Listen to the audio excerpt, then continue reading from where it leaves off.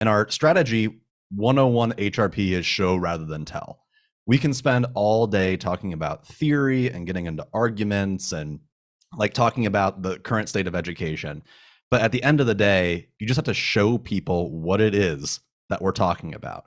And the way that you do that is through either narratives and storytelling. So going in and talking with kids and having people hear it from the kids.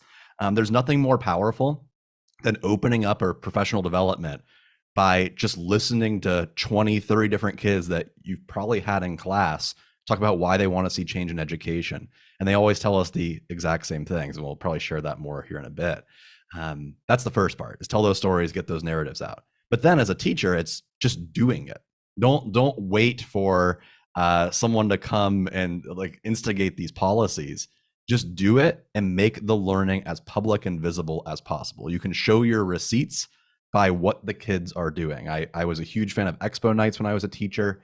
It's what Nick and I call radical transparency, which is, hey, if you want to come in my classroom and see what's going on, come and see it. It's sick. You're going to love it. It's going to be great. And having the kids document their stuff in portfolios, do public demonstrations of learning. And every single time a family member would come into my class or would come see the work, they'd be like, this is amazing. Why are more teachers not doing this? They weren't looking at my political identification or things that I say online, perhaps, that might get me in trouble with 50% of the population. They were just liking what I was doing because it looked cool and the kids enjoyed it. To answer to that second point surrounding concerns, we do have concerns about the current state of education, what's going on in Florida, Iowa. I feel like Ohio's like third up to bat in what's going on, because it's alarming. There is a national movement towards both deprofessionalizing teachers. We're seeing some states like Oklahoma that now say that you don't even need a college degree in order to be a teacher, as well as a warping of the curriculum that comes alongside that to go, quote unquote, back to basics and simplify education to the point where there's no more critical thought.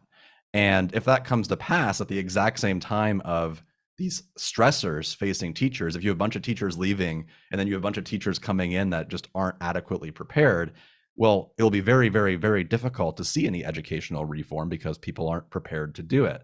And this is all at the exact same time as you see the growth of artificial intelligence, this kind of post-truth movement happening globally, climate change, whatever. Those are going to be serious problems now. They're going to be serious problems in the future.